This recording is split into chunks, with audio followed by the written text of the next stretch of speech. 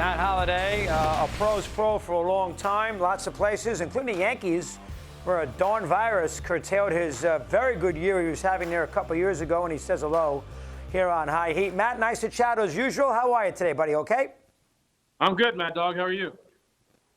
I'm doing well. Nice to have you with us here. Well, listen, you played in both spots, and you were also traded. If you're Arenado, you can't come up with a better spot. They're going to leave you alone. The press is not going to be too nasty. The fan base is phenomenal. You're going to play in front of 45,000 every night, and you got a great winning culture. You know better than anybody. Not a bad place to be in the Midwest in St. Louis. Let's talk about that for a sec. Go ahead.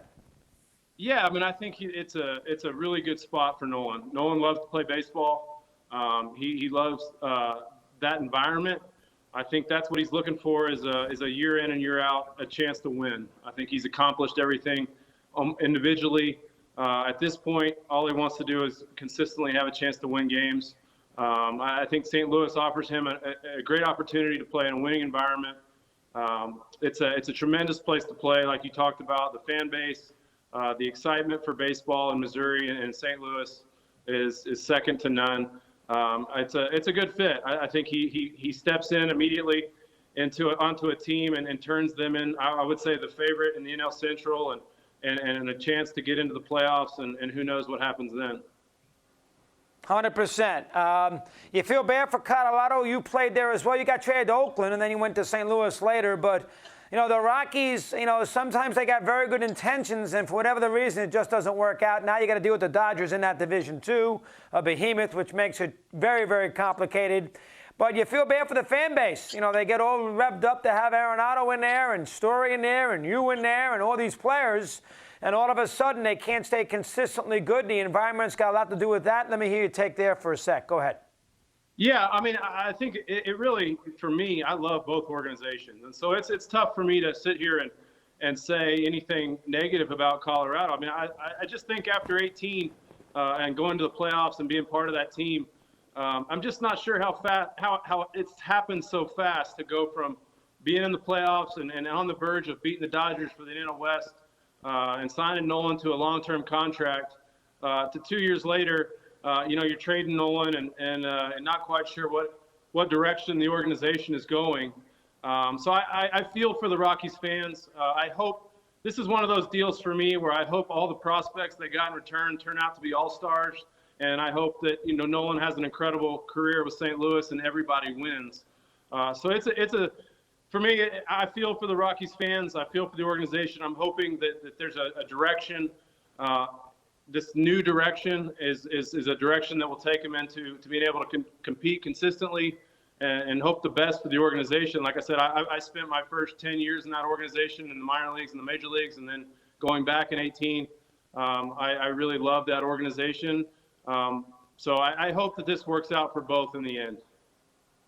All right. Now, we always talk about, you know, how easy it is hitting Colorado, and Arenado, obviously, he's got great numbers in Coors Field, not as great outside. Let's go a different direction, though. How much does playing in Colorado physically affect you when you go on road trips? I mean, the altitude is an adjustment no matter what you do, and then you're bouncing around city to city, and then all of a sudden you're back home and you're dealing with the altitude again. Now, it helps your offense, but maybe it wears you out a little bit on the road as an adjustment. And maybe that's got something to do with the numbers that are lower away from Coors Field. Matt, give me your thoughts on that. Yeah, I mean, I think your body definitely feels better at sea level. So I think some of the recovery, I think he'll see a better recovery. His body will feel better. His joints will feel better playing at sea level on a day-to-day basis. I think when you play at altitude, you especially, let's say, a 10-game homestand, you find that your body is achy a little bit and your arm doesn't quite get as loose and you don't feel it. Your back's a little tighter than usual than when you go on the road and you're at sea level. I think he'll adjust. I think that when you have a good approach and you control what you can control as a hitter, which is get a good pitch to hit, use the middle of the field. He has a short, quick swing. I think that works anywhere. It doesn't matter what batter's box you're in. If you have a good approach, he swings at the right pitches and hits them hard in the middle of the field, he'll have success no matter where he's at. And he's not a big fly ball hitter. He doesn't hit a ton of high flies that have been helped by altitude. So I think he's going to be just fine hitting in St. Louis and not being playing half of his games at Coors Field. I think his offense will not take a big drop, and obviously his defense is unbelievable. So I'm not really worried about him moving from Coors Field. I actually think his body will probably feel better over the long haul and maybe help him later in his career as far as physically playing third base and feeling better, I guess, deep into his career. All right, Goldschmidt, listen, he got traded. It's a little different, and he's a quiet guy, and he didn't sign for a huge deal. Arenado here, it's been a little messy.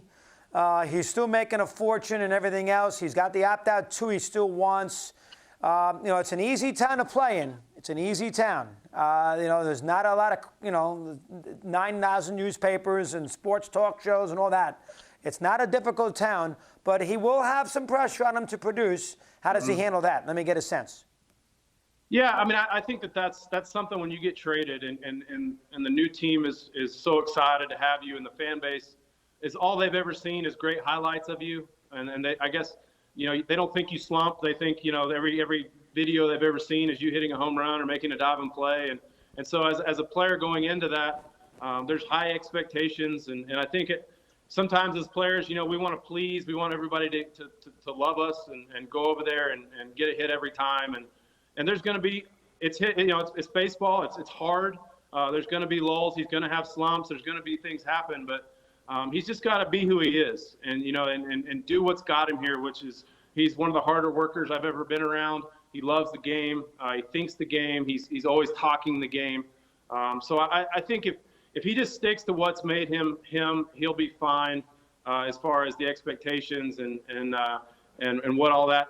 Like you talked about, it's not New York and Boston, but it is a town where they expect the guys that are making the money and are the highest paid players to produce. And I think he expects that of himself. So I'm not really worried about that. He's a tough guy. He keeps his circle small. He's not a big social media guy. He's pretty head down, focus on what he can control and get after it kind of guy. I see that T-shirt. Is that LSU or OSU on your T-shirt there? Oklahoma State or Louisiana State? Which one? That's Oklahoma State, Chris. I'm the volunteer assistant coach here. I work for my brother, who's the head coach, and so he treats me not like a volunteer. I'm pretty much full-time, but not paid. So maybe you can help me out with that. I know you've made plenty. And not only that, you were a great football star. Jimmy Johnson thought you were one of the best prospects. Yeah, that's right, that Jimmy Johnson. Thought you were one of the best prospects I'm assuming you played quarterback in high school there, Matthew, or not? Yeah, that's right. Yeah, he has some ties to Oklahoma State and knew my dad and knows my dad, and he thought that I had a chance to be a quarterback, but I chose the baseball route, and it turned out all right. I didn't get my brains beat in too bad. Yeah, 100%. Very good. Matt, great to talk to you. Thanks for a few minutes. We'll keep in touch. Appreciate it today. Okay, Chris, thanks.